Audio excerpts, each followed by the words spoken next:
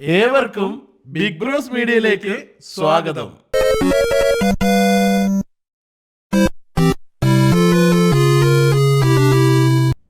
ഇന്ന് നമ്മുടെ കൂടെയുള്ളത് റിയാദിലെ രണ്ട് പ്രമുഖ വ്യക്തിത്വങ്ങളാണ്, മുനീബ് പാഴൂരും സിദ്ദീഖ് തൂവൂരും. ഇവർ രണ്ടുപേരും റിയാദിലെ ഒട്ടുമിക്ക ജീവകാരുണ്യ പ്രവർത്തനങ്ങളിലും മുഖ്യ പങ്ക് വഹിക്കുന്നവരാണ്.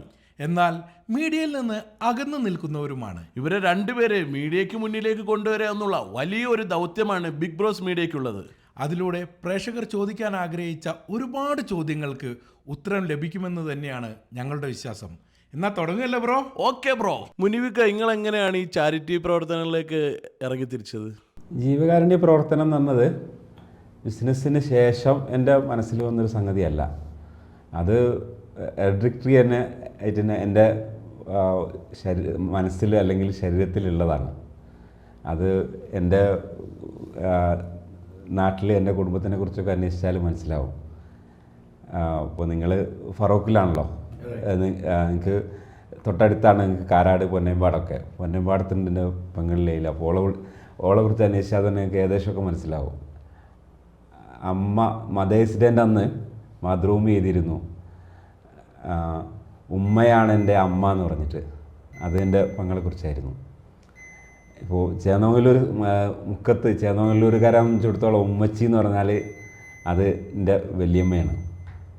അപ്പോൾ ഈ രൂപത്തിൽ ഒരു ജീവകാരുണ്യ പ്രവർത്തനങ്ങൾ ഒരുപാട് ചെയ്തുകൊണ്ടിരിക്കുന്ന ഒരു കുടുംബത്തിൽ നിന്ന് വരുന്ന ഒരാളെന്ന നിലക്ക് അത് ആദ്യം എൻ്റെ മനസ്സിലുണ്ട്. അതിന് ശേഷമാണ് ഞാനൊരു കച്ചവടക്കാരനായി വരുന്നത്, ഒരു IT പ്രൊഫഷണലായി മാറുന്നത്. അതുകൊണ്ട് തന്നെ ഞാൻ എവിടെ എന്തൊക്കെ ചെയ്തുകൊണ്ടിരുന്നാലും ഇത് ആർക്കൊക്കെ സഹായകമാവും എന്നുള്ളതാണ് ഞാൻ ശ്രമിക്കാറുള്ളത്. പലപ്പോഴും എൻ്റെ പാർട്ട്നേഴ്സോ അല്ലെങ്കിൽ ഫ്രണ്ട്സിൻ്റെ അടുത്ത് നിന്നൊക്കെ എനിക്ക് കിട്ടുന്ന കുറ്റപ്പെടുത്തലുകൾ അതായിരിക്കാറുണ്ട്. ഒരിക്കലും കച്ചവടത്തിലേക്ക് ജീവകാരുണ്യ പ്രവർത്തനങ്ങളെ കൊണ്ടുവരാൻ പാടില്ല. കച്ചവടങ്ങൾ ചെയ്യുന്ന സമയത്ത് അതിലെത്ര ലാഭം കിട്ടും എന്നുള്ളത് മാത്രം നോക്കി ചെയ്യണം എന്നുള്ളത്. ഇത് നിങ്ങൾ പറഞ്ഞ പോലെ തന്നെ ഇത് തലയിലുള്ളതുകൊണ്ട് ഇതങ്ങനെ തന്നെ വന്നുകൊണ്ടിരിക്കും.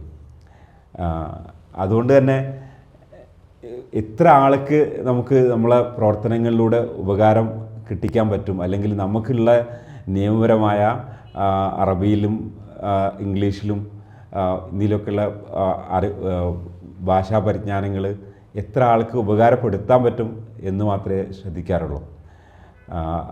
ഒരു സാമൂഹ്യ പ്രവർത്തകൻ എന്നുള്ള ഒരു പട്ടം കിട്ടാനല്ല ശ്രമിക്കാറുള്ളത്, ഒരു കച്ചവടക്കാരൻ തന്നെ ആയിട്ട് വളരണം. പക്ഷേ എൻ്റെ മാനസിക സംതൃപ്തിക്ക് വേണ്ടിയിട്ട് എനിക്ക് സാമൂഹ്യ പ്രവർത്തനങ്ങൾ ചെയ്യണം. അത് റിപ്പീറ്റ് ചെയ്തിട്ട് ചെയ്ത കാര്യങ്ങൾ പറയുമ്പോൾ സ്വാഭാവികമായിട്ടും എനിക്ക് കിട്ടുന്ന ഒരു മാനസിക സംതൃപ്തി എനിക്ക് നഷ്ടപ്പെട്ടു പോകാറുണ്ട്. അപ്പോൾ അതുകൊണ്ട് പരമാവധി അത് പറയാതെ ചെയ്യേണ്ടത് ചെയ്തു പോകുന്നതാണ് എനിക്ക് സംതൃപ്തി തോന്നാറുള്ളത്. അപ്പോൾ നിങ്ങളെ ഒരുപാട് ആളുകളെ സംതൃപ്തിനേക്കാൾ കൂടുതൽ ചെയ്യുന്നതിൻ്റെതാണല്ലോ പ്രധാനം. സിദ്ദീഖ് തൂവൂർ എന്ന വ്യക്തി എങ്ങനെയാണ് ചാരിറ്റി പ്രവർത്തനങ്ങളിലേക്ക് കടന്നു വന്നത്? ഈ ജീവകാരുണ്യ പ്രവർത്തനത്തിലെ പ്രചോദനം എന്ന് പറയുന്നത് ഞാൻ പലപ്പോഴും പറയാറുണ്ട്, മാതാപിതാക്കൾ തന്നെയാണ് നമുക്ക് എന്താ പാലപ്പാടം തരുന്നത്. എൻ്റെ ഉപ്പ ഡ്രൈവറായിരുന്നു, ഉമ്മ ഹൗസ് വൈഫായിരുന്നു. കോളേജിൽ പഠിക്കുന്ന സമയത്ത് NCCയിലൊക്കെ ആക്റ്റീവായി ബ്ലഡ് ഡൊണേഷൻ ക്യാമ്പ് തുടങ്ങിയ കാര്യങ്ങളെല്ലാം സംഘടിപ്പിച്ച് 2003 പ്രവാസ ലോകത്തെത്തുന്നത്. 2009 മുതലാണ് സജീവമായിട്ട് ജീവകാരുണ്യ പ്രവർത്തനത്തിലേക്ക് വരുന്നത്. ഞങ്ങളുടെ ഒരു ഗ്രാമം തൂവൂർ, നിങ്ങൾ കേട്ടിട്ടുണ്ടാകും, തൂവൂർ ഗ്രാമം. ആ ഗ്രാമത്തിലെ കുറച്ച് ആളുകളെയൊക്കെ സംഘടിപ്പിച്ചുകൊണ്ടൊരു കൂട്ടായ്മ രൂപീകരിച്ചു. അതേ സമയത്ത് തന്നെയാണ് നമ്മുടെ മുനീബായിനൊക്കെ പരിചയപ്പെടുന്നത്. അപ്പോൾ തുടക്കകാലത്ത് ഈ സാമൂഹ്യ പ്രവർത്തനത്തിൽ റോൾ മോഡലായിട്ട് ഇവിടെ സൗദിയിലെ റോൾ മോഡലായിട്ട് നമ്മൾ കാണുന്നത് മുനീബായിനെയും അതുപോലെ നമ്മുടെ മുരളേട്ടനെയാണ്. ഏത് സമയത്തും എപ്പോൾ വിളിച്ചു കഴിഞ്ഞാലും അതിൻ്റെ അഡ്വൈസും കാര്യങ്ങളൊക്കെ തരുന്നുണ്ട്. 2009 ജീവകാരുണ്യ പ്രവർത്തന രംഗത്ത് സജീവമാകുന്ന സമയത്ത് ഞാൻ ജോലി ചെയ്തിരുന്നത് ചൈന റെയിൽവേ കമ്പനിയുടെ ഒരു സബ് കോൺട്രാക്ടറായിരുന്നു. അപ്പം എൻ്റെ സ്പോൺസർ ഒരു പ്രിൻസിൻ്റെ PA ആയതുകൊണ്ട് തന്നെ അവരുടെ ജോലി സംബന്ധമായിട്ടുള്ള ഒരുപാട് ആളുകൾ ഇവിടുത്തെ ഗവൺമെൻറ് അതോറിറ്റീസിലും പോലീസ് ഉദ്യോഗസ്ഥരെയൊക്കെ ബന്ധപ്പെടേണ്ടി വന്നു. ആ ബന്ധങ്ങളൊക്കെ ശരിക്കും നമ്മുടെ സമൂഹത്തിന് എങ്ങനെ ഉപയോഗപ്പെടുത്താം എന്നുള്ളത് ചിന്തിച്ചുകൊണ്ടാണ് കൂടുതലായിട്ട് ഈ ഒരു സാധ്യത മനസ്സിലാക്കിയിട്ട് നമ്മളതിലേക്ക് ആക്റ്റീവായിട്ട് വന്നത്. അല്ല മുനീബ്, എന്തുകൊണ്ടാണ് തികച്ചും മീഡിയയെ അവഗണിച്ചുകൊണ്ട് ഈ ചാരിറ്റി പ്രവർത്തനങ്ങളായിട്ട് മുന്നോട്ട് പോകുന്നത്? ഒരു വെൽഫെയർ കേസ് ചെയ്യുക അല്ലെങ്കിൽ ഒരു ജീവകാരുണ്യ പ്രവർത്തനം ചെയ്യുക എന്ന് പറഞ്ഞാൽ അത് ഒന്നാമത്തെ അത് വളണ്ടറിയാണ്, നമുക്കത് ചെയ്തോളം നിർബന്ധമൊന്നുമില്ല.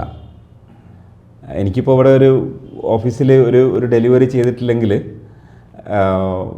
ഇപ്പോൾ നമ്മളിപ്പോൾ ഉള്ളത് മാനേജ്ഡ് IT സർവീസിലാണ്. ഇതിലിപ്പോൾ നമുക്ക് NBD നെക്സ്റ്റ് ബിസിനസ് ഡേയിൽ സർവീസ് എത്തിയിട്ടില്ലെങ്കിൽ നമുക്ക് ഹെവി പെനാൽറ്റിയാണ്.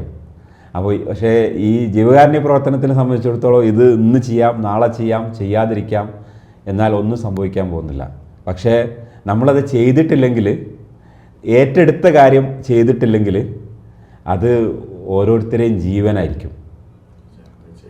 അതാണ് അതിനെ നമ്മൾ അങ്ങനെ തന്നെ മേക്കപ്പ് ചെയ്യേണ്ടതുണ്ട്. രണ്ടാമത്തത് ഞാൻ മനസ്സിലാക്കുന്നത്, നമ്മൾ ചെയ്യുന്ന ഓരോ കാര്യങ്ങളും ഇപ്പോൾ ഒരു കുടുംബത്തിലെ ഒരാൾക്കൊരു പ്രയാസം ഉണ്ടാവുന്നത് അത് പലപ്പോഴും അത് കുടുംബത്തിൻ്റെ രഹസ്യം കൂടിയായിരിക്കും. അപ്പോൾ നമ്മൾ ഓർക്കത് ചെയ്തു കൊടുത്തിട്ട് അത് ഓർക്ക് തീരെ പ്രയാസങ്ങളൊന്നും ഉണ്ടാവുന്നില്ല, ഓർക്കത് ആ കേസ് അല്ലെങ്കിൽ ആ കേസിൻ്റെ നടത്തിപ്പിന് ഈ ഒരു മീഡിയ അറ്റൻഷൻ, മാധ്യമശ്രദ്ധ ആവശ്യമുണ്ടെങ്കിൽ നമുക്കത് ചെയ്യാം. അതല്ലെങ്കിൽ പരമാവധി അതില്ലാതെ ചെയ്യുന്നതാണ് ഭംഗി എന്നാണ് ഞാൻ വിശ്വസിക്കുന്നത്. സിദ്ദീഖ് തൂവൂരുന്ന ജീവകാരുണ്യ പ്രവർത്തനത്തെക്കുറിച്ച് കൂടുതൽ നമ്മൾ അറിഞ്ഞത് കോവിഡ് കാലത്തെ ആ പ്രവർത്തനങ്ങളിലൂടെയാണ്. കോവിഡ് കാലത്തെ അനുഭവങ്ങളൊന്ന് പങ്കുവെക്കാമോ? ഈ കോവിഡ് സമയത്ത് ആദ്യമായിട്ടൊരു ഇന്ത്യക്കാരൻ മരണപ്പെട്ട സഫ്വാനെ കുറിച്ച് നിങ്ങൾ കേട്ടിട്ടുണ്ടാവും. ആ സമയത്തൊക്കെ എല്ലാവരും ഭയപ്പെട്ട് പുറത്തിറങ്ങാനുള്ളൊരു പേടി കാരണം ഇതെങ്ങനെ കൈകാര്യം ചെയ്യണം എന്നുള്ളൊരു ഇതുണ്ടായിരുന്നു. കോവിഡ് പിടിപെട്ടു എന്ന് പറയല്ലാതെ അതിൻ്റെ തുടർന്നുള്ള വിഷയങ്ങളൊക്കെ, മെഡിക്കൽ സംബന്ധമായിട്ടുള്ള കാര്യങ്ങളൊക്കെ എങ്ങനെ ചെയ്യണം എന്നുള്ളതൊക്കെ ഒരു ആശങ്കയിലായിരുന്നു എല്ലാവരും. അന്ന് CB മുസ്തഫ സാഹിബ്, അതുപോലെ തന്നെ സിദ്ദീഖ് കല്ലുപറമ്പൻ, ഇവരൊക്കെയാണ് ആ വിഷയം അറിയിക്കുന്നത്. ജർമ്മൻ ഹോസ്പിറ്റലാണ് രോഗി കിടന്നിരുന്നത്. വൈകാതെ തന്നെ അദ്ദേഹം മരണപ്പെട്ടു എന്നുള്ള വിവരം കിട്ടി. ആ സമയത്തൊക്കെ ഫുൾ ടൈം ഇത് 24 hours ലോക്ക്ഡൗൺ ആണ്. പക്ഷെ പുറത്തിറങ്ങാനൊന്നും പറ്റാത്തൊരു സാഹചര്യമായിരുന്നു. പക്ഷേ ഇന്ത്യൻ എംബസിയായിട്ട് ബന്ധപ്പെട്ടുകൊണ്ട് എംബസിയിൽ നിന്ന് ഓതറൈസേഷൻ ലെറ്റർ കിട്ടുകയും അദ്ദേഹത്തിൻ്റെ തുടർന്നുള്ള നടപടികൾ പൂർത്തിയാക്കാൻ വേണ്ടിയിട്ടുള്ള ഒരു അനുമതി കിട്ടുകയും ചെയ്തു. ഇത് ഈ ഡെഡ് ബോഡിയിൽ നിന്ന് കോവിഡ് പകരില്ല എന്നുള്ളൊരു സന്ദേശം നമുക്ക് കൊടുക്കാൻ, പൊതുസമൂഹത്തിന് കൊടുക്കാൻ പറ്റിയിട്ടുണ്ട്. പിന്നെ ഇപ്പോൾ നമുക്ക് ഈ ജീവകാരുണ്യ പ്രവർത്തനങ്ങളൊക്കെ ഒരു കൂട്ടായ്മയിലൂടെ ചെയ്യാനാണ് എപ്പോഴും ഞാൻ ആഗ്രഹിക്കാറുള്ളത്. ഈ രംഗത്തേക്ക് കടന്നു വരുന്ന ആളുകളൊക്കെ അവർക്ക് വേണ്ട പരിശീലനം കൊടുത്തുകൊണ്ട് ഒരുമിച്ച് പ്രവർത്തിക്കാനുള്ളൊരു ഇതുണ്ടാവാറുണ്ട്.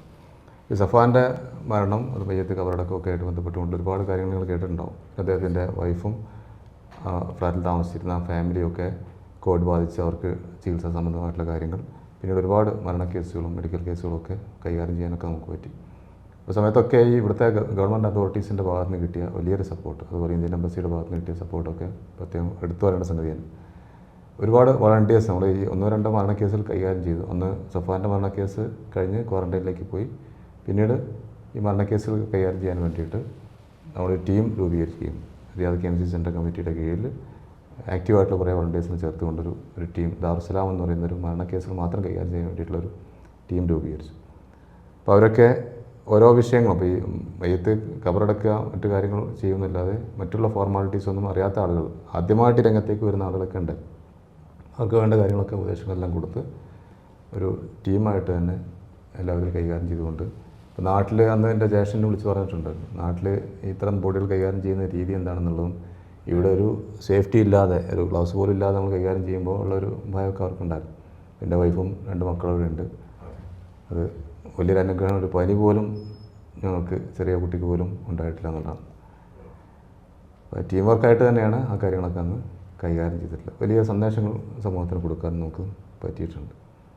ഇത്തരത്തിലുള്ള മയ്യത്തുകളൊന്നും അങ്ങനെ ഉപേക്ഷിച്ചിടേണ്ടതല്ല, അല്ലെങ്കിൽ അങ്ങനെ എവിടെയെങ്കിലും വല്ല പുഴവക്കിലോ കൊണ്ടിടേണ്ടതല്ല. എല്ലാം ഏത് ജാതി മത ഭേദമന്യേ എല്ലാവരും ഓരോ റെസ്പെക്റ്റോടെ നമുക്ക് കൈകാര്യം ചെയ്യാൻ പരമാവധി ശ്രമിച്ചിട്ടുണ്ട്. മുനീബിക്കായ എംബസിയായിട്ട് ബന്ധപ്പെട്ടുള്ള പരിപാടികളാണ് കൂടുതലായിട്ട് കാണാറുള്ളത്. എത്രത്തോളം എംബസി ജീവകാരുണ്യ പ്രവർത്തനങ്ങളിൽ സപ്പോർട്ട് ചെയ്യുന്നുണ്ട്? ഇപ്പോൾ കഴിഞ്ഞ എൻ്റെ ഒരു 10-15 വർഷത്തെ അനുഭവങ്ങളനുസരിച്ച് എംബസി ഉദ്യോഗസ്ഥരെ സംബന്ധിച്ചിടത്തോളം അവർക്ക് അവരുടേതായ പരിമിതികളുണ്ട്. ഒന്ന്, അവരിവിടെ വരുന്നത് ഒരു 3 years ടെന്നറിലാണ്. അപ്പോൾ ഇവർക്ക് ഒരുത്തെ സാഹചര്യങ്ങൾ മനസ്സിലാക്കേണ്ടതുണ്ട്. അതിനുശേഷമാണ് ഓരോ പണികൾ, ഏറ്റവും ചുരുങ്ങിയത് ഒരു 6 month അതിനെടുക്കും. അതിനുശേഷം അവിടെ എംബസിയുടെ പരിമിതിയിൽ നിന്നുകൊണ്ട് ചെയ്യാൻ പറ്റുന്ന സംഗതികളാണ് അവർക്ക് ചെയ്യാൻ പറ്റുക. അപ്പം മിക്കവാറും കമ്മ്യൂണിറ്റി വെൽഫെയറിൽ വരുന്ന ഉദ്യോഗസ്ഥരൊക്കെ കമ്മ്യൂണിറ്റി സാമൂഹ്യക്ഷേമത്തിൽ ഒരു ജോലി എന്നുള്ളതിനപ്പുറത്തേക്ക് ഒരു താല്പര്യമുള്ള ആളുകളാണ് വരാറുള്ളത്. അത് ചില ഉദ്യോഗസ്ഥർ ഞാൻ ചോദിച്ചറിഞ്ഞപ്പോൾ ഒരു ചൂസ് ചെയ്തതാണത്, ഒരവിടേക്ക് ട്രാൻസ്ഫർ വാങ്ങിയതാണത് ചെയ്യാൻ വേണ്ടിയിട്ട്. അപ്പം അത് മറ്റുള്ള ആളുകൾ അങ്ങനെ എനിക്കറിയില്ല. ഞാൻ ചോദിച്ചിടത്തോളമൊക്കെ ഉദ്യോഗസ്ഥന്മാർ പറഞ്ഞത് ഓരോ താല്പര്യം കൊണ്ട് വാങ്ങിയതാണ്. അപ്പോൾ ഒന്ന് അത് നമുക്ക് വളരെ പോസിറ്റീവായി വരാറുണ്ട് പലപ്പോഴും. അപ്പോൾ അതിൽ രാജേന്ദ്രൻ സാറ്, അതുപോലെ തന്നെ VK Sharma sir, PK Mishra, ഇവരൊക്കെ എന്താണോ ഓരോ കേസിലും ചെയ്യാൻ പറ്റുന്നത് അതിൻ്റെ മാക്സിമമാണ് നമുക്ക് ചെയ്തു തരില്ലേ. മുനീബ് ക, റഹീം കേസ് ആദ്യകാലങ്ങളിൽ കൈകാര്യം ചെയ്തു തരുന്നത് നിങ്ങളാണെന്ന് കേട്ടു. അതിൻ്റെ യാഥാർത്ഥ്യം എന്താണ്? ഞാൻ ഈ കേസിൽ വരുന്നത് ഞാൻ തുടക്കം മുതലല്ല എന്ന് ഞാൻ പറയുന്നത് അതുകൊണ്ടാണ്. ഈ കമ്മിറ്റിയിൽ ഞാനില്ല. 2009 ഞാൻ ക്രൈസിസ് കാരണം വ്യവസ്ഥയൊക്കെ അടച്ചിട്ടില്ല. 2008 എൻ്റെ പേരിൽ നസീർ അഹമ്മദിന് വേണ്ടിയിട്ടുള്ള ഓതറൈസേഷൻ ചെയ്യുന്നത്. അങ്ങനെ ഷറഫ് സാർ എന്നോട് ഇതിൽ വിട്ട് ചെയ്യാൻ പറഞ്ഞ സമയത്ത് അത് 2 കൊല്ലം ഞാൻ ആ കേസ് ഫോളോ അപ്പ് ചെയ്ത് ആ ഫയലുകൾ ഗവർണർ ഓഫീസിലേക്ക് വിട്ടു. ഇയാൾ 3 പ്രാവശ്യം അബു അനസ് അറ്റൻഡ് ചെയ്യാതിരുന്ന സമയത്ത് ജഡ്ജിൻ്റെ അടുത്ത് പറഞ്ഞു, ഇത് നമുക്ക് ഗവർണർ ഓഫീസിലേക്ക് വിടാം, എന്നിട്ട് നസീറിനെ കയറ്റി വിടാനുള്ള സംഗതികൾ ചെയ്യാമെന്നുള്ളത് പറഞ്ഞു. അത് അങ്ങനെ ഗവർണർ ഓഫീസിൽ പോയിട്ട് അങ്ങനെ ഫോളോ അപ്പ് ചെയ്തുകൊണ്ടിരിക്കുന്ന ആ ഒരു സമയത്താണ് ഈ ഒരു നസീർ റഹീമിന് ഡെത്ത് പെനാൽറ്റി ഒക്കെ ഉള്ള ആ ഒരു വിധി വരുന്നത്. അത് ന്യൂസ് പേപ്പറിൽ വരികയും ചെയ്തു. അത് ന്യൂസ് പേപ്പറിൽ വന്നപ്പോഴാണ് ഞാൻ അറിയുന്നത് ഇതിൻ്റെ പിന്നിൽ വേറൊരു കമ്മിറ്റി പ്രവർത്തിക്കുന്നുണ്ടെന്നുള്ളതും പിന്നെ ഓരിത് വളരെ സീരിയസ് ആയിട്ട് ഇതിന് ഒരു ലോയറെ വെച്ചിട്ടുണ്ടെന്നുള്ളതും. അപ്പം എൻ്റെ ഒരു രീതി എന്താണെന്ന് വെച്ചാൽ, ഒരാൾ ഇടപെട്ടുകൊണ്ട് ചെയ്തുകൊണ്ടിരിക്കുന്നൊരു കേസിൽ നമ്മൾ കയറി ഇടപെടേണ്ടതില്ല.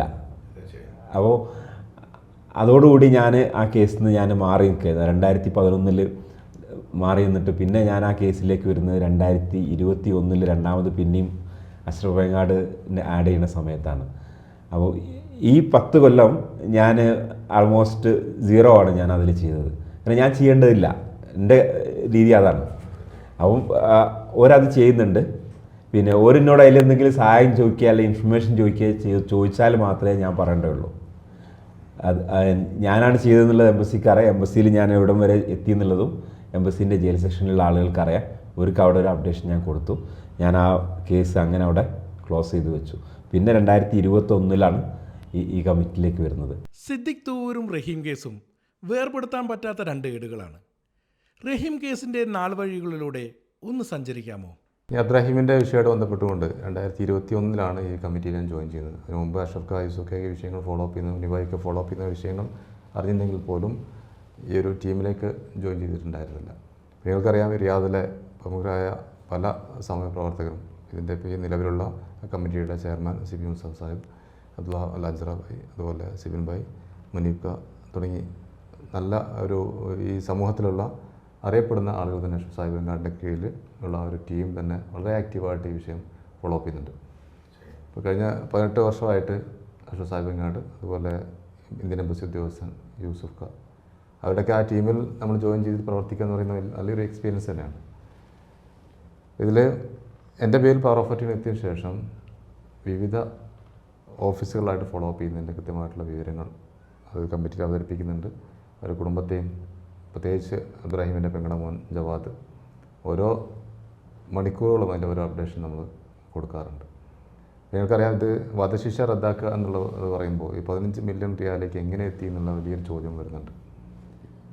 വധശിക്ഷയിൽ കുറഞ്ഞ ഒരു ശിക്ഷയും ഇല്ല എന്നുള്ളത് പറഞ്ഞിരുന്ന ആ ഒരു ഘട്ടത്തിൽ നിന്നാണ് ഈ ഒരു 15 മില്യൺ റിയാൽ സൗദി റിയാലിലേക്ക് വിഷയം എത്തിയത്. അത് ഒരു സുപ്രഭാതത്തിലൊരു എമൗണ്ടിലേക്ക് എത്തിയതല്ല. നിരന്തരം അത് ഫോളോ അപ്പ്. ഞാൻ ഈ ടീമിൽ വന്നതിന് ശേഷം തന്നെ ഇവരുടെ മുനീബായിൻ്റെ, അതുപോലെ CP സാഹിബ്, അഷ്റഫ് ഖാ, കുഞ്ഞോയി തുടങ്ങിയ അവരൊക്കെ ടീം നിരന്തരം ഇവരുടെ കുടുംബത്തിന്, എതിർകക്ഷിയുടെ കുടുംബത്തിൻ്റെ വക്കീലിനെ പോയി കാണാനുള്ള ഒരു സാഹചര്യം ഉണ്ടായിട്ടുണ്ട്. അവർ വളരെ ചെറിയ തുകയിൽ നിന്ന് 3 മില്യൺ റിയാലിൽ നിന്നാണ് ആദ്യം തുടങ്ങി, അല്ലേ, 3 ലക്ഷം 3 മില്യൺ റിയാലിൽ നിന്ന് തുടങ്ങി അത് 5 മില്യൺ 7 മില്യൺ 8 മില്യൺ അതിനോടൊപ്പം തന്നെ വേറെയും പല ടീമുകളും ഈ എതിർകക്ഷിയുടെ വക്കീലിനെ കോൺടാക്ട് ചെയ്യുന്നതെന്നുള്ളൊരു വിവരം കിട്ടി. അപ്പം അങ്ങനെ ഒരു സാഹചര്യത്തിൽ ഒരുപാട് ആളുകൾ ഇത് ഫോളോ അപ്പ് ചെയ്യുമ്പോൾ, നേരത്തെ മുനിഭായി പറഞ്ഞല്ലോ, ഒരു വിഷയം നമ്മൾ ഫോളോ അപ്പ് ചെയ്യുമ്പോൾ നമ്മൾ അത് ചെയ്യാനുള്ള അനുവദിക്കുക എന്നുള്ളതാണ് പ്രധാനപ്പെട്ടൊരു ഇത്. അത് ചെയ്യുന്ന ആളുകൾ റെസ്പെക്റ്റ് ചെയ്യുക, അവരത് വിശ്വാസം അർപ്പിക്കുക, അവരത് മുന്നോട്ട് കൊണ്ടുപോകട്ടെ എന്നുള്ള ഒരു ധാരണയിലാണ് ശരിക്കും നമ്മൾ സാമൂഹ്യപ്രവർത്തകർ എത്തേണ്ടത്. ഇത് ഞങ്ങളെ സംബന്ധിച്ച് ഇതിനകത്ത് യാതൊരു ബെനിഫിറ്റും ഇല്ല. ഇതിലെടുക്കുന്ന എഫേർട്ട്, ഇതിൽ സാമ്പത്തികമായിട്ടുള്ള നഷ്ടങ്ങൾ എന്നല്ലാതെ വേറൊരു ഗുണവും നമുക്ക് കിട്ടുന്നില്ല. പഠിച്ചമ്പരാനുള്ള പ്രതിഫലം മാത്രം ആഗ്രഹിക്കുന്നത്. അബ്ദുറഹീമിൻ്റെ ഉമ്മയുടെ ആ ഒരു മുഖം, അതുപോലെ അഷ്റഫ് വെങ്ങാടിൻ്റെ ആ ഒരു പ്രയാസം, കഴിഞ്ഞ ഒരു 18 വർഷം ഇതിന് പിന്നിൽ ഒരാൾ പ്രവർത്തിക്കുക എന്ന് പറയുമ്പോൾ ഈ പ്രവാസ ജീവിതത്തിൻ്റെ വലിയൊരു ഭൂരിപക്ഷം ഈ ടെൻഷനായിട്ട് നടക്കുകയാണ് അല്ലേ. വധശിക്ഷ ഏത് സമയത്തും ഇത് നടപ്പിലാക്കാം, അല്ലെങ്കിൽ ഈ വിധി മാറാത്തൊരു സാഹചര്യങ്ങൾ പലപ്പോഴും ഉണ്ടായിട്ടുണ്ട്. അപ്പോൾ എന്തായാലും വലിയൊരു അനുഗ്രഹമായിട്ട് മാറിയത് നിരന്തരം ആ വക്കീലുമായിട്ട്, ഒരു കുടുംബത്തിൻ്റെ വക്കീലുമായിട്ട് കമ്മ്യൂണിക്കേറ്റ് ചെയ്യുന്ന ഫലമായിട്ട് 15 മില്യൺ റിയാലെത്തി. പിന്നെ അദ്ദേഹത്തിൻ്റെ ഈ ഒരു മീഡിയേറ്റർ നിലയ്ക്ക് അദ്ദേഹത്തിൻ്റെ എത്ര കമ്മീഷൻ എന്നുള്ള വിഷയങ്ങളൊക്കെ നേരത്തെ 10% പറഞ്ഞത്, പിന്നെ ഇത് 5% കുറച്ചു. ഈ വിഷയങ്ങളൊക്കെ പലപ്പോഴും വിവാദമായിട്ട് പലരും എടുക്കാറുണ്ട്. ഈ 34 കോടി എന്തിനാണ് ഒരാൾക്ക് വേണ്ടി ചിലവാക്കുന്നത് എന്നുള്ളത് പ്രമുഖരായിട്ട് പല സാമൂഹ്യപ്രവർത്തകരും ചോദിച്ചിട്ടുണ്ട്. 15 മില്യൺ റിയാൽ എന്തിനു കൊടുക്കുന്നുള്ളത്. ഒരു ഉമ്മയ്ക്ക് ആ ഉമ്മയുടെ മകനേക്കാളധികം വിലപ്പെട്ടത് വേറെ ആരുമില്ല അല്ലേ. അബ്ദുറഹീമിനെ സംബന്ധിച്ച് അബ്ദുറഹീമിൻ്റെ വധശിക്ഷ നടപ്പിലാക്കിക്കോട്ടെ എന്ന് പറഞ്ഞാൽ നമുക്ക് ഒഴിവാക്കാൻ പറ്റില്ല. ആ ഉമ്മയെ സംബന്ധിച്ച് അബ്ദുറഹീമിനെ പോലെ വേറൊരു മകനെ കിട്ടില്ല. എത്രയോ ആളുകൾ ജയിലിൽ കിടക്കുന്നുണ്ട്. ഈ പല മെസ്സേജുകളും സ്പ്രെഡ് ആവാറുണ്ട്. ട്രാഫിക് ആക്സിഡൻറ്റ് കേസിലും മറ്റു വിഷയങ്ങളൊക്കെ ചെറിയ എമൗണ്ടായിട്ട് പ്രശ്നങ്ങളായിട്ട് കിടക്കുന്ന ആളുകളുണ്ട്. അതൊക്കെ നമ്മൾ നോക്കുന്നുണ്ട്. അതിന് പുറമെയാണ് ഈ വിഷയം. എത്രയോ കാര്യങ്ങൾ, ഇപ്പോൾ ട്രാഫിക് ആക്സിഡൻറ്റ് കേസിൽ ദിയാദിനമാണെങ്കിലും അല്ലെങ്കിൽ വേറെ എന്തെങ്കിലും ഇൻഷുറൻസ് സംബന്ധമായിട്ടുള്ള വിഷയങ്ങൾ, അതുപോലെ സാമ്പത്തികമായിട്ടുള്ള കേസുകൾ, ഇതൊക്കെ നമ്മൾ നോക്കുന്നതിന് പുറമെയാണ് ഒരു അബ്ദുറഹീമിൻ്റെ വിഷയം മാത്രമല്ല നമ്മൾ കൈകാര്യം ചെയ്യുന്നത്. ഈ 15 മില്യൺ റിയാൽ കൊണ്ട് മറ്റു പല കേസുകളും കൈകാര്യം ചെയ്ത പോലെ ഏതെങ്കിലും ഒഴിവായിക്കൂടെ എന്നുള്ളത്, ഈ ഒരു വികാരം ഒരിക്കലും മറ്റുള്ള കേസുകൾക്ക് കിട്ടില്ല. ഇപ്പോൾ ഒരു ടിക്കറ്റിന് വരെ നമുക്കൊരു 700 റിയാൽ ചോദിച്ചു കഴിഞ്ഞാൽ അതിൻ്റെ 10 ആളെ കണ്ടാൽ പോലും കിട്ടാൻ പ്രയാസമുണ്ട്. പക്ഷേ 15 മില്യൺ റിയാൽ എന്ന് പറയുന്നത് ഒരു മാസം കൊണ്ട് സ്വരൂപിക്കുക. ഒരുപാട് നമ്മൾ ഹോംവർക്ക് ചെയ്തിട്ടുണ്ട്. ഇവിടെ ഈ ഓഫീസ് തന്നെ എത്രയോ അങ്ങനത്തെ അത്തരത്തിലുള്ള മീറ്റിങ്ങുകൾക്ക് സാക്ഷ്യം വഹിച്ചിട്ടുണ്ട്. അതിൻ്റെ ആപ്ലിക്കേഷൻ സംബന്ധമായിട്ടുള്ള കാര്യങ്ങൾ, നാട്ടിൽ ടെസ്റ്റ് കമ്മിറ്റി രൂപീകരിക്കുന്നത്, ബാങ്ക് അക്കൗണ്ട് ഓപ്പൺ ചെയ്യുന്നത്, അതിൽ വരുന്ന നമ്മുടെ നല്ലൊരു IT ടീമിനെ നമുക്ക് പരിചയപ്പെടാൻ പറ്റി. അവരൊക്കെയായിട്ട് ബന്ധങ്ങളുണ്ടെങ്കിൽ പോലും അവരൊക്കെ എത്രത്തോളം എഫിഷ്യൻ്റ് ആണ് എന്നുള്ളത് സമൂഹത്തിൽ ഇവരെ പുറത്ത് ആരും കാണില്ല. ഒരു മീറ്റിംഗ് നടക്കുമ്പോൾ ഒരുപക്ഷെ ആ ചായ കൊണ്ടുവരുന്നത് ഏതൊരു പ്രമുഖരായ കമ്പനി, എനിക്ക് റിയാദ് ബാങ്കിൻ്റെ അല്ലേ, ഇവരെ കമ്പനിയുടെ അൽറാജി ബാങ്കിൻ്റെ IT, അൽറാജി ബാങ്കിൻ്റെ ആണ്, ഷമീം അൽറാജി ബാങ്കാണ്, സുഹാസ് അൽറാജി ബാങ്കാണ്. അത് രണ്ടാളും IT എഞ്ചിനീയേഴ്സിന് എക്സ്പേർട്സിലുള്ള ആളാണ്. അതിൽ പിന്നെ ഞങ്ങളൊരു മെമ്പറാണ്. ഞാനതിൻ്റെ പ്രസിഡൻ്റാണ്. റിജോ ഷൈൻ്റെ മെമ്പറാണ്. അപ്പോൾ റിജോ ടീമിൽ പെട്ടാണ് സംഭവം. അവരൊക്കെ അത്രയും ഉന്നതരായിട്ട് പൊസിഷനിലിരിക്കുന്ന ആളുകൾ വളരെ സിമ്പിളായിട്ടാണ് ഈ ഒരു വിഷയത്തിൽ ആ ഒരു ഉമ്മയുടെ മകനെ തിരിച്ചു കിട്ടാൻ വേണ്ടിയിട്ട് കൈകോർത്തത്. അപ്പോൾ അതിൻ്റെ ഭാഗമാകാൻ പറ്റുക എന്നുള്ളത് തന്നെ വലിയൊരു ഭാഗ്യം. അപ്പോൾ എന്തായാലും ജൂലൈ 2-ാം തീയതി നമ്മൾ ഈ പൈസയൊക്കെ കളക്ട് ചെയ്തു. അത് ട്രസ്റ്റ് അക്കൗണ്ടിൽ നിന്ന് മിനിസ്റ്റർ ഓഫ് എക്സ്റ്റേണൽ അഫയേഴ്സ് വഴി ഇന്ത്യൻ എംബസിയുടെ അക്കൗണ്ടിലേക്ക് എത്തി. ഇന്ത്യൻ എംബസി അക്കൗണ്ടിൽ നിന്ന് ഇവിടുത്തെ ക്രിമിനൽ കോടതിയുടെ ചീഫ് ജഡ്ജിൻ്റെ പേരിലേക്ക് ചെക്ക് ഇഷ്യൂ ചെയ്തു. അതിൻ്റെ ഒറിജിനൽ നേരെ ഗവർണറേറ്റിലേക്ക് ഞാനും ബഹുമാനപ്പെട്ട യൂസുഫ് സാഹിബ് കാക്കഞ്ചേരിയും ഗവർണറേറ്റിലേക്ക് എത്തി. ഇതൊക്കെ ഞാൻ എന്ന് പറയുന്നത് ഈ റിയാദ് നിയമസഹായ സമിതിയുടെ ഒരു പ്രതിനിധി മാത്രമാണ്. ഇതിൻ്റെ പിന്നെ നല്ലൊരു സപ്പോർട്ട് നമുക്കുള്ളതുകൊണ്ടാണ് നമുക്കിത് ചെയ്യാൻ പറ്റുന്നത്. ഒരു വ്യക്തിയെ കൊണ്ടൊന്നും ഈ ലീഗൽ ഇതാണെങ്കിലൊന്നും നമുക്ക് കൈകാര്യം ചെയ്യാൻ പറ്റാത്തതാണ്. അതുപോലെ തന്നെ ഈ ഇതിൽ ഒരുപാട് എഫേർട്ട് എടുത്ത കുറേ ആളുകളുണ്ട്. ഇതിന് വേണ്ട സാമ്പത്തികമായിട്ട് സഹായം ചെയ്ത ആളുകളും ഒക്കെ നാട്ടിൽ. ഈ ഗവർണറേറ്റിലേക്ക് ആ ചെക്ക് എത്തുകയും അവിടെയും നമുക്ക് എതിർകക്ഷിയുടെ 1-2 പ്രാവശ്യം അവർ മടങ്ങേണ്ടി വന്നിട്ടുണ്ട്. പക്ഷേ ഈ ഉമ്മയുടെ പ്രയാസങ്ങളും നമ്മുടെ എഫേർട്ടുകളൊക്കെ അവിടെ ബോധ്യപ്പെടുത്തിയതിൻ്റെ അടിസ്ഥാനത്തിൽ ആ ഉദ്യോഗസ്ഥരുടെ ഭാഗത്തു നിന്നൊക്കെ നമുക്ക് കിട്ടിയ കാരുണ്യം എന്ന് പറയുന്നത് പ്രത്യേകം എടുത്ത് പറയേണ്ടതാണ്. പലപ്പോഴും പറയേണ്ടത് ഒരു സൗദി ബാലനല്ല കൊല്ലപ്പെട്ടത്. അപ്പോൾ ഇവിടുത്തെ ഉദ്യോഗസ്ഥരുടെ ഭാഗത്തു നിന്നൊക്കെ നമുക്ക് മോശപ്പെട്ടിട്ടുള്ള പെരുമാറ്റം ഉണ്ടാവാറുണ്ട് ഉള്ളതെന്നുള്ളത് പറയാറുണ്ട്. അത് ശരിക്കൊരു അതിഥിയെ പോലെ തന്നെ നമ്മളെ അവർ സ്വീകരിച്ച് അവർ അതിൻ്റെ നിയമപരമായിട്ടുള്ള കാര്യങ്ങളൊക്കെ പേപ്പറെല്ലാം അവർ വെരിഫൈ ചെയ്ത് നമുക്ക് വേണ്ടിയിട്ട് അവർ സംസാരിക്കുന്ന പല സാഹചര്യം ഉണ്ടായിട്ടുണ്ട് എതിർകക്ഷിയോട്. നമ്മളവിടെ ഇരിക്കുന്ന സമയത്ത് തന്നെ 15 മില്യൺ റിയാലിൻ്റെ കേസാണ് നമ്മുടെ അബ്ദുറഹീമിൻ്റെത്. അവിടെ 30 മില്യൺ റിയാലിൻ്റെ 40 മില്യൺ റിയാലിലേക്ക് കേസുകൾ അവിടെ സെറ്റിൽമെൻ്റ് ആക്കിയിട്ട് വേറെ പല നിബന്ധനകൾ വെച്ചുകൊണ്ട് ഉണ്ടാക്കുന്ന കാര്യങ്ങളുണ്ട്. ഇതിൽ 5 മില്യൺ റിയാലാണ് ദിയ ധനത്തിൻ്റെ മാക്സിമം ലിമിറ്റ് എന്ന് പറയുന്ന ഒരു പല വിവാദങ്ങൾ നടക്കാറുണ്ട്. അത് ശരിക്കും ശൂര കൗൺസിലിൻ്റെ ഒരു പരാമർശം മാത്രമാണ്. അത് ഗൂഗിളിൽ സെർച്ച് ചെയ്തുകൊണ്ടൊക്കെ പലരും അതിൻ്റെ ഫത്വയൊക്കെ ഇറക്കാറുണ്ട്. ഒരു പരാമർശം മാത്രം, അങ്ങനെ ഒരു ഫൈനൽ 5 മില്യനെ പാടുള്ളൂ എന്നുള്ള ഒരിക്കലും ഇവിടുത്തെ ഒരു വേർഡിക്റ്റ്, ഒരു രാജകൽപ്പനയോ അല്ലെങ്കിൽ മറ്റു രൂപത്തിലുള്ളൊരു ഡിക്ലറേഷനോ വന്നിട്ടില്ല. അപ്പോൾ 5 മില്യൺ റിയാലിൽ അങ്ങനെ പറയും. പക്ഷേ എതിർകക്ഷി പറയുകയാണ് നമുക്ക് 5 മില്യൺ വേണ്ട എന്ന് പറഞ്ഞു കഴിഞ്ഞാൽ തീർച്ചയായും വധശിക്ഷ നടപ്പിലാക്കുക തന്നെ ചെയ്യും. എന്തായാലും നമ്മളെല്ലാവരും മലയാളികളുടെ ഒരു സുമനസ് തന്നെയാണ് ഇതിൽ പറയേണ്ടത്. അപ്പോൾ അവരെല്ലാവരും കൂടെ ഈ ഗവർണറേറ്റിൽ നിന്ന് ചെക്ക് നേരെ കോടതിയിലേക്ക് എത്തി. കോടതിയിൽ നിന്ന് തന്നെ ജഡ്ജിൻ്റെയൊക്കെ ആ ഒരു എളിമയായിട്ടുള്ള ഒരു പെരുമാറ്റം നമുക്ക് മനസ്സിലാക്കാൻ പറ്റുന്നുണ്ട്. കോടതിയുടെ റിസപ്ഷൻ നമ്മൾ ഇരിക്കുന്ന സമയത്ത് ജഡ്ജി നമ്മുടെ അടുത്തേക്ക് വന്ന് കാര്യങ്ങളെല്ലാം പരിശോധിച്ച് അവർ അതിൻ്റേതായ പേപ്പർ വർക്കെല്ലാം 8 ദിവസം കൊണ്ട് തന്നെ പൂർത്തിയാക്കിയിട്ടാണ് പിന്നീട് ഗവർണറേറ്റിലേക്ക് അയക്കുന്നത്. ഈ പബ്ലിക് റൈറ്റ്സ് ബാക്കിയുണ്ടായിരുന്നു. പ്രൈവറ്റ് റൈറ്റ്സ് മാത്രമാണ് അത്. ഈ സൗദി കുടുംബമായിട്ട് ബന്ധപ്പെട്ട ആ ഒരു വിഷയം മാത്രമാണ് വധശിക്ഷ റദ്ദാക്കുക എന്നുള്ളതാണ് ജൂലൈ 2-ാം തീയതി വന്നത്. പിന്നീട് ഗവർണറേറ്റിൽ നിന്ന് പബ്ലിക് പ്രോസിക്യൂഷനിലേക്ക് പബ്ലിക് റൈറ്റ്സിൻ്റെ ഡോക്യുമെൻറ്റ്സ് എത്തി. അത് കഴിഞ്ഞ് നേരെ കോടതിയിലേക്ക് എത്തി.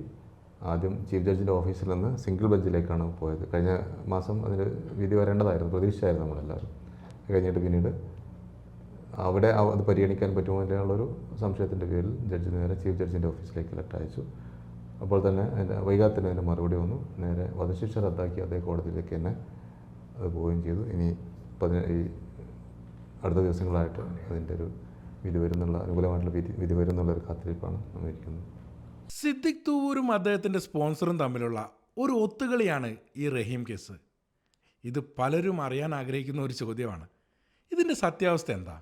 അബ്ദുറഹീമിൻ്റെ കേസ് ഇന്ത്യൻ എംബസിക്കും സാമ്യപ്രവർത്തകർക്കും പുറമെ 3 സൗദികളാണ് കൈകാര്യം ചെയ്തിരുന്നത്. അതിൽ 2 രജിസ്ട്രേഡ് ലോയർമാരും 1 വക്കീലുമാണ്. അപ്പോൾ ഇത് തമ്മിലുള്ള വ്യത്യാസം എന്ന് പറയുന്നത് മുഹാമി വക്കീൽ എന്നുള്ളൊരു വിഷയം പലപ്പോഴും പറയാറുണ്ട്. സാധാരണ എല്ലാവരും വക്കീൽ എന്ന് ഉപയോഗിക്കുന്നുണ്ടെങ്കിൽ പോലും മുഹാമി എന്ന് പറയുന്നത് ലോയറാണ്, മറ്റു വക്കീൽ എന്ന് പറഞ്ഞാൽ ആർക്കും വക്കാലത്ത് കൊടുക്കുക എന്നുള്ളതാണ്. ഇതിൽ നിയമ നടപടികൾ കൈകാര്യം ചെയ്യാൻ പറ്റുന്ന ആർക്കും വിഷയം കൈകാര്യം ചെയ്യാൻ പറ്റുന്ന ഒരു സാഹചര്യം കഴിഞ്ഞ 2 വർഷം മുമ്പ് വരെ ഉണ്ടായിരുന്നു. ഇതിൽ ഉസാമ അൽ അംബർ, അതുപോലെ അലി ഹയ്യാൻ, മിസ്വർ ഹാജിരി, ഇതാണ് 3 സൗദി വക്കീൽമാരുടെ പേര്.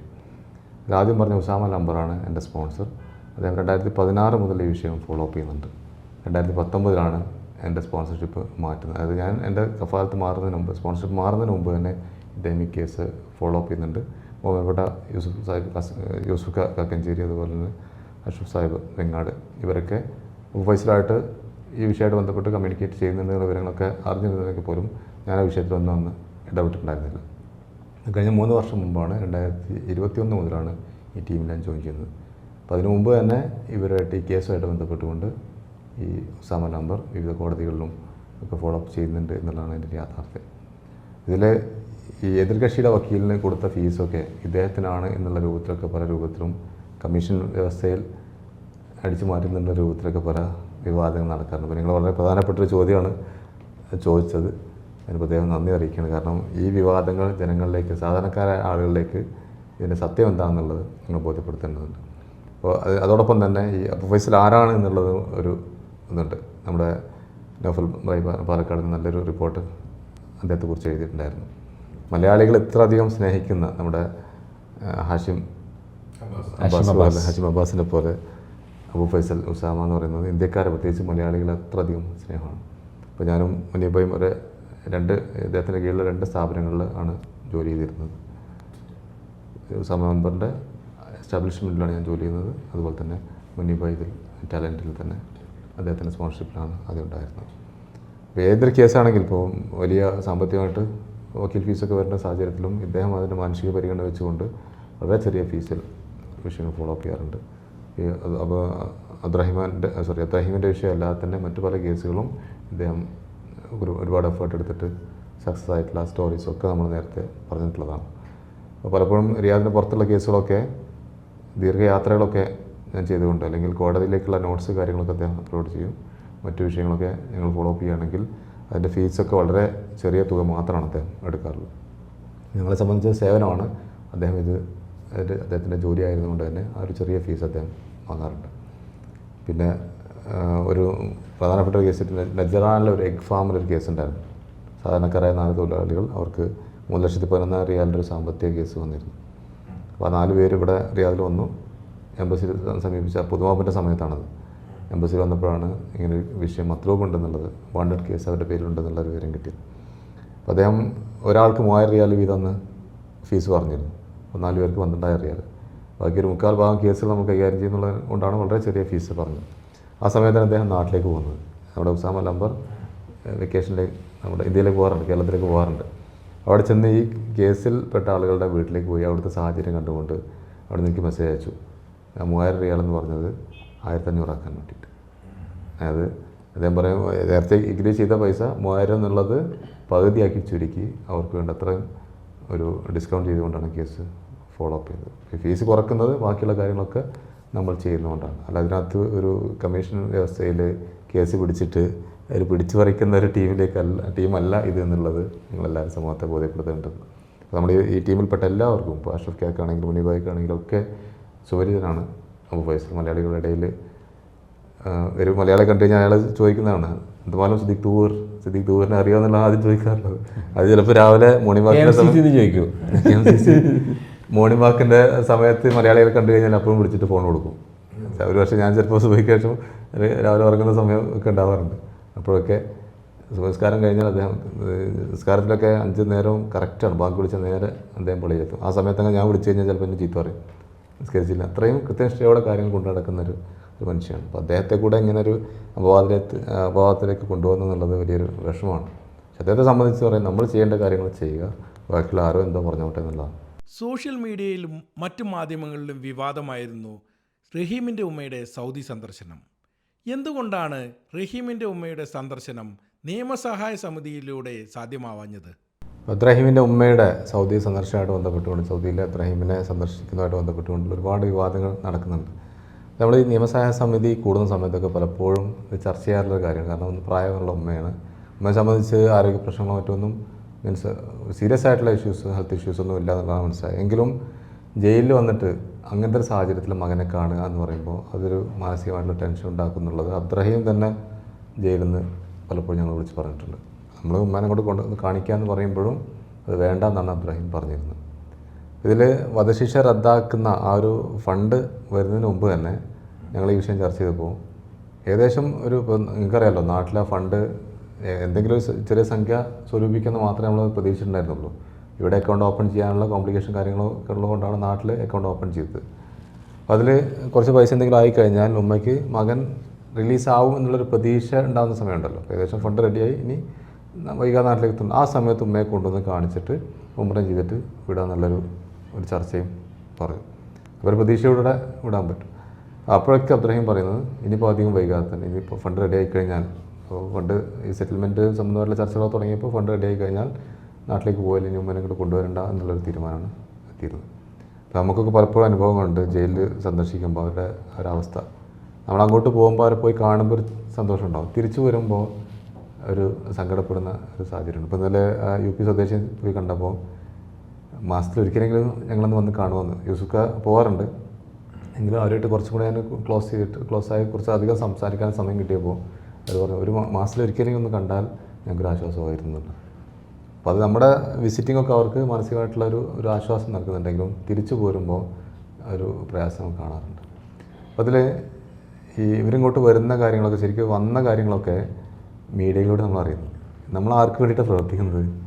ആ ഉമ്മയുടെ മുഖം കണ്ടുകൊണ്ട്, ആ ഉമ്മയുടെ കണ്ണീര് കണ്ടുകൊണ്ടാണ് ഈ ലോക മലയാളികൾ ഒന്നിച്ച് അടങ്ങി നമ്മുടെ ഈ എല്ലാ വിഷയങ്ങളും നമ്മൾ ഒഴിവാക്കിക്കൊണ്ട് ഇതിലേക്ക് ഇറങ്ങുന്നത്. എനിക്കൊന്ന് ഒക്ടോബർ 25-ാം തീയതിയോ കണ്ടോ അബ്ദുറഹീമിൻ്റെ ജ്യേഷ്ഠൻ നസീറിൻ്റെ ഒരു മെസ്സേജാണ്. അബ്ദുറഹീം ജയിലിൽ നിന്ന് വിളിക്കുമ്പോൾ കയ്യിലും കാലിലും ചെങ്ങലക്കിട്ടിട്ട് ഗ്ലാസിൻ്റെ അപ്പുറത്തും ഒന്ന് കാണാൻ മാത്രമേ പറ്റുള്ളൂ, അത് ശരിയാണോ? അതുപോലെ എതിർകക്ഷിയുടെ കുടുംബം, അതായത് മരണപ്പെട്ട സൗദി ബാലൻ്റെ കുടുംബത്തെ കാണാൻ പറ്റുമോ? ഈ 2 ചോദ്യങ്ങളാണ് ചോദിച്ചിട്ടുള്ളത്. അപ്പോൾ ഞാൻ ഉത്തരം കൊടുത്തത്, സാധാരണഗതിയിൽ ഗ്ലാസിൻ്റെ അപ്പുറത്തും നിന്നിട്ടാണ് കാണാറുള്ളത്. സാധാരണഗതിയിൽ ഈ പോയിൻ്റ് വാക്കൊന്ന് അണ്ടർലൈൻ ചെയ്യണം. അതിൽ ഇതിൽ ഗ്ലാസ്സിൽ ഹോൾസ് ഉണ്ടാവും, അപ്പുറത്തും നിന്ന് സംസാരിക്കാം. ചിലത് സ്പീക്കർ ഫോൺ വെച്ചിട്ടായിരിക്കും സംസാരിക്കുക. ഇത് ടച്ച് ചെയ്യാനൊന്നും പറ്റാറില്ല എന്നാണ് പറഞ്ഞത്. അപ്പോൾ അതിന് മുമ്പ് തന്നെ ഒരു 2-3 മാസം മുമ്പ് ഇവിടുത്തെ ഒരു സീനിയർ ഉദ്യോഗസ്ഥരായിട്ട് സംസാരിച്ചിട്ട് ഉമ്മയുടെ പ്രായവും കാര്യങ്ങളൊക്കെ ആക്കിയിട്ട് ഇങ്ങനെ പറഞ്ഞു, ഇങ്ങനെ പ്രായമുള്ളൊരു ഉമ്മയാണ്, ഒരു പക്ഷേ ഇങ്ങോട്ട് വരാൻ സാധ്യതയുണ്ട്, വന്നു കഴിഞ്ഞാൽ ഇങ്ങനെ ഈ ഒരു വിഷയമൊന്നും ഇല്ലാതെ ചെങ്ങലയോ ക്ലാസ്സൊന്നും ഇല്ലാതെ നേരിട്ട് കാണാനുള്ള സംവിധാനങ്ങൾ ചെയ്യണം എന്ന് പറഞ്ഞു. അവരോട് ഷബ ശ്രദ്ധിക്കും, എന്താ ഷബ എനിക്ക് എന്താണ് വേണ്ടതെന്ന് ചോദിച്ചു. അപ്പോൾ ഞാൻ പറഞ്ഞിങ്ങനെ കാണാനുള്ള സംവിധാനം ചെയ്യണം എന്ന് പറഞ്ഞപ്പോൾ ഖലാസ് മാംഷുല ഖലീജി വന്നോട്ടെ എന്നുള്ളത് പറഞ്ഞു. ഇത് നമ്മളായിട്ടുള്ള ബന്ധം കൊണ്ട് ഉദ്ദേശം പറഞ്ഞാൽ എന്നെയാൾ എന്നെ ഇതിൽ പറഞ്ഞു എന്നുള്ള അബ്രാഹിമിൻ്റെ ജ്യേഷ്ഠന് അല്ലെങ്കിൽ ബന്ധുക്കൾക്ക് പറഞ്ഞു കൊടുത്തു കഴിഞ്ഞാൽ അവരെന്ത് ചെയ്യും, സോഷ്യൽ മീഡിയ സ്പ്രെഡ് ചെയ്യും. ഇത്തരത്തിൽ എല്ലാവർക്കും അത് കാണാൻ പറ്റണമെന്നില്ല, മനസ്സിലായില്ല. അത് ഒരുപക്ഷെ നമ്മളത് ചെയ്ത് കൊടുത്തു, സോഷ്യൽ മീഡിയയിലൊക്കെ സ്പ്രെഡായി കഴിഞ്ഞാൽ ഈ ഉദ്യോഗസ്ഥനെ തന്നെ ആ ജോലിയെ ബാധിക്കുന്ന രൂപത്തിൽ തന്നെ ചില ഇഷ്യൂസ് ഉണ്ടാവും. അതുകൊണ്ടാണത് പറയാറുള്ളത്. പക്ഷേ കമ്മിറ്റിയിലൊക്കെ അതിൻ്റെ ഒരു 1.5 മാസം മുമ്പോ 2 മാസം മുമ്പൊക്കെ ഞാൻ ആ വിഷയം അറിയിച്ചിട്ടുണ്ട്. ഇവിടുത്തെ പ്രോട്ടോക്കോൾ പ്രകാരം ഇങ്ങനെയാണ് കാണാൻ പറ്റുക, സാധാരണഗതിയിൽ ഇങ്ങനെയാണ് കാണാൻ പറ്റുക. അതിനപ്പുറം നമുക്ക് അടുത്ത ചോദ്യങ്ങൾ ചോദിക്കുന്നുണ്ട്, ഏത് രീതിയിലാണ് വരുന്നത്, നിങ്ങൾ നാട്ടിലെ സഹായ സമിതി അറിയിച്ചിട്ടുണ്ടോ, ട്രസ്റ്റ് ഭാരവാഹികൾ അറിയിച്ചിട്ടുണ്ടോ, ഇവിടുത്തെ നിയമസഹായ സമിതിയെ ബന്ധപ്പെട്ടിട്ടുണ്ടോ, അഷ്റഫ് ഖാ, സി പി മുസ്തഫ സാഹിബ്, അബ്ദുള്ള അൻസർ, അതുപോലെ സെബിൻ ഈ സമിതിയുടെ നേതൃത്വത്തെ നിങ്ങൾ അറിയിച്ചിട്ടുണ്ടോ, ഇന്ത്യൻ എംബസി ഉദ്യോഗസ്ഥൻ രാവും പകലിനു വേണ്ടി പ്രയാസപ്പെട്ട യൂസുക്കെ നിങ്ങൾ അറിയിച്ചിട്ടുണ്ടോ? അപ്പോൾ അതിനൊക്കെ പറഞ്ഞില്ല, ഞങ്ങൾ ട്രസ്റ്റിൽ 2 ആളെ അറിയിച്ചിട്ടുണ്ട്, പിന്നെ യൂസുക്കെ വിളിച്ചാൽ ഫോൺ എടുക്കില്ല എന്ന് പറയും. എല്ലാ സമയത്തും ഫോൺ എടുക്കാൻ അദ്ദേഹത്തിന് കഴിയണമെന്നില്ല, പക്ഷേ ഫോൺ എടുത്തില്ലെങ്കിലും അദ്ദേഹം ചെയ്യേണ്ട ഡ്യൂട്ടി കൃത്യമായിട്ട് അദ്ദേഹം ചെയ്യുന്നുണ്ട്. പിന്നീട് പറഞ്ഞു ഓക്കെ എന്തപ്പോൾ ചെയ്യുക, എനിക്കറിയാം ഇത് വെൽ പ്ലാൻഡാണ്, ഈ ചോദ്യങ്ങളൊക്കെ എൻ്റെ ഉത്തരങ്ങളൊക്കെ പലയിടത്തേക്കും ഫോർവേഡ് ചെയ്യുന്നുണ്ടാവും, ഒന്നുകിൽ ഫോർവേഡ് ചെയ്യുന്നുണ്ടാവും അല്ലെങ്കിൽ ആരുടെയെങ്കിലുമൊക്കെ കാര്യങ്ങൾ ഷെയർ ചെയ്യുന്നുണ്ടാവുന്നുള്ളതാണ്. ഇത് ഞാൻ ഒറ്റയ്ക്ക് ചെയ്യുന്ന കേസല്ല. അതുകൊണ്ട് തന്നെ നമുക്ക് ഈ കാര്യങ്ങളൊക്കെ കൂട്ടായ്മ ഇന്ത്യൻ എംബസി ഉദ്യോഗസ്ഥനെ ഓവർടേക്ക് ചെയ്തിട്ട് എനിക്ക് ചെയ്യാൻ കഴിയില്ല, അല്ലെങ്കിൽ ബഹുമാനപ്പെട്ട അഷ്റഫ് ഖാനെയോ മുനിബായിയോ സി പി സാഹിബിനെയോ ഓവർടേക്ക് ചെയ്തിട്ട് എനിക്ക് ഈ വിഷയം ചെയ്യാൻ കഴിയില്ല. ഞാൻ അവർ ചെയ്യുന്ന ഇതിൻ്റെ ലീഗൽ കോർഡിനേറ്റർ എന്ന നിലക്ക് കാര്യങ്ങൾ ഡിസ്കസ് ചെയ്തിട്ടാണ് മുന്നോട്ട് പോകുന്നത്. ഇതൊരു വിവാദങ്ങൾ ഉണ്ടാക്കുക എന്ന് മാത്രമാണ് ഉദ്ദേശിച്ചത്. പിന്നീട് ഈ ഏതൊരു ചാനലിൻ്റെ പേര് 24 ന്യൂസിൽ വാർത്ത വരുന്നുണ്ട്, അബ്ദുറഹീമിൻ്റെ കുടുംബം സൗദിയിലേക്കെന്ന് പറഞ്ഞിട്ട്. ആ വാർത്തയിലൂടെ അപ്പോഴും ഞാൻ ചോദിക്കും എന്നാണ് വരുന്നത്, ഏത് വിസയിലാണ്, ഉംറ വിസയാണോ, വിസിറ്റ് വിസയാണോ, ഏതെങ്കിലും ഫാമിലി വിസിറ്റിലാണോ, ബിസിനസ് വിസിറ്റാണോ, നിങ്ങളുടെ സ്പോൺസർ ആരാണ്, അത് ചോദിക്കുന്ന അവരെ തടയാൻ വേണ്ടിയിട്ടല്ല. ഓരോ വിസയ്ക്കും അതിൻ്റേതായ കാറ്റഗറി അനുസരിച്ച് കൊണ്ടുള്ള ആപ്ലിക്കേഷനും അപ്പോയിൻമെൻറ്റും മറ്റു സംഗതികളൊക്കെ ഉണ്ട്. അപ്പോൾ അവർ വരുന്നതിന് മുമ്പ് നമുക്ക് ഈ കാര്യങ്ങളിലൂടെ ഏർപ്പാട് ചെയ്യാനുള്ള ഉദ്ദേശത്തോടെയാണ് പോസിറ്റീവായിട്ടാണ് ഞാനത് ചോദിച്ചിട്ടുള്ളത്. എൻ്റെ വോയിസുകളൊക്കെ നിങ്ങൾക്ക് വേണമെങ്കിൽ ഷെയർ ചെയ്ത് തരാം. പിന്നെ ആളുകൾ എത്തി എന്ന് പറയുന്നു, എവിടെ എത്തി, എങ്ങോട്ട് പോയി, ആരുടെ നമുക്കറിയില്ല. ഈ ഒരു മോന് വേണ്ടിയിട്ട് ഹാർഡ് വർക്ക് ചെയ്ത് നമുക്ക് അറ്റ്ലീസ്റ്റ് ഞങ്ങളുടെ സ്ഥലത്തുണ്ട്, ഉമ്മ സേഫാണ് എന്ന് മാത്രം പറഞ്ഞാൽ മതി. അതുപോലും ഷെയർ ചെയ്യുന്നില്ല. ഏതോ ഒരു നിഗൂഢ കേന്ദ്രത്തിലേക്ക് കൊണ്ടുപോയ പോലെ രാത്രി 2 മണിക്ക് കണ്ട് അവിടുന്ന് പുറപ്പെടുന്നു. അയൽവാസികൾ അറിഞ്ഞിട്ടില്ല, കുടുംബം അറിഞ്ഞിട്ടില്ല.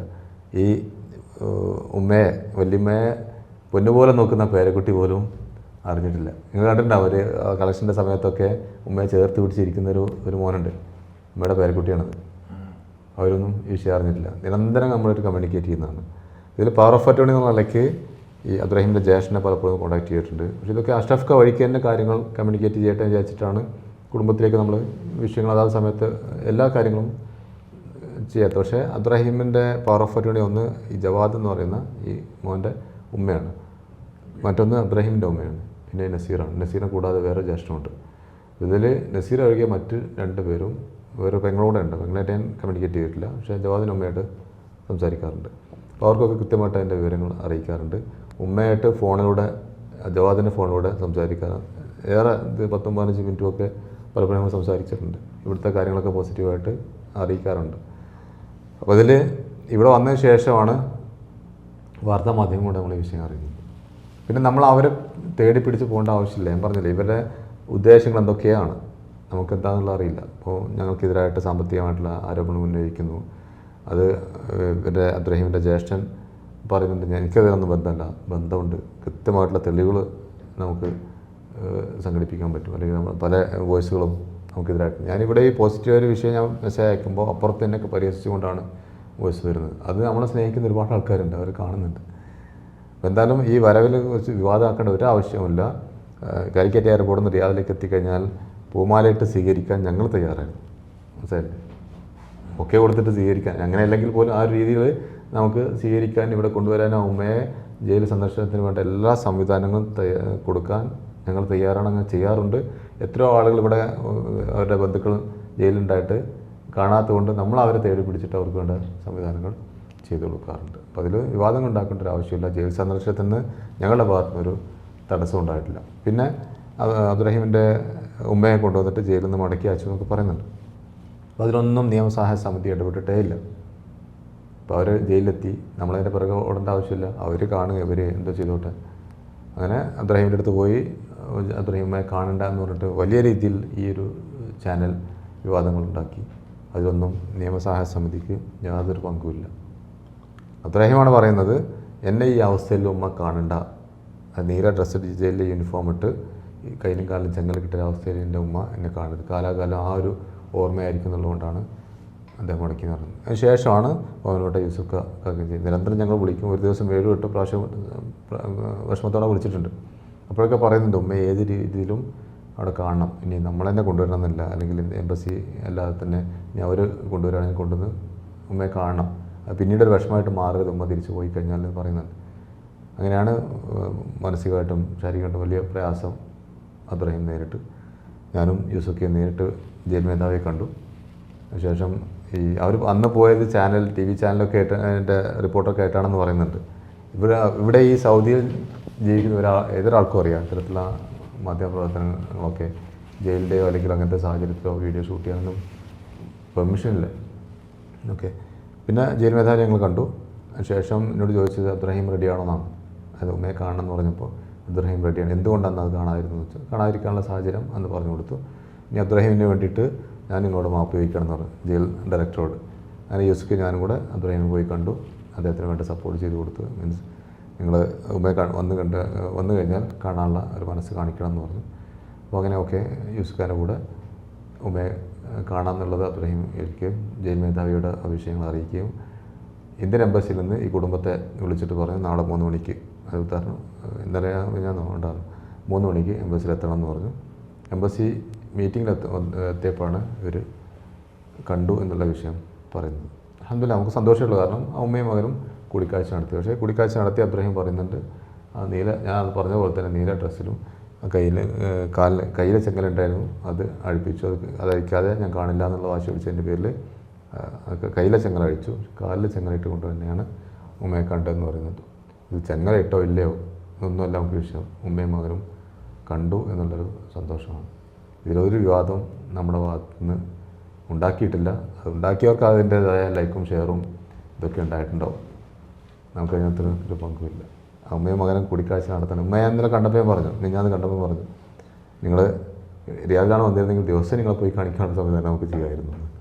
നിങ്ങൾ ഈ ഒരു സംരംഭത്തിന് ഞങ്ങളുടെ എല്ലാവിധ വിജയ ആശംസകളും നേരാണ്. കൂടുതൽ ഉപകാരപ്രദമായ വിവരങ്ങൾ നമ്മുടെ കമ്മ്യൂണിറ്റിയിലേക്ക് എത്തിക്കാൻ നിങ്ങൾക്ക് സാധിക്കട്ടെ എന്ന് പ്രാർത്ഥിക്കുന്നു, ആശംസിക്കുന്നു.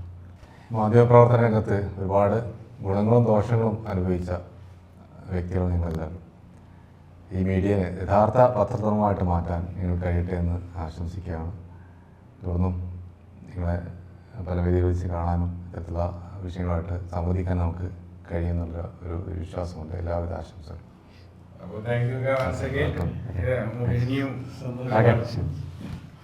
Thank you. Thank you.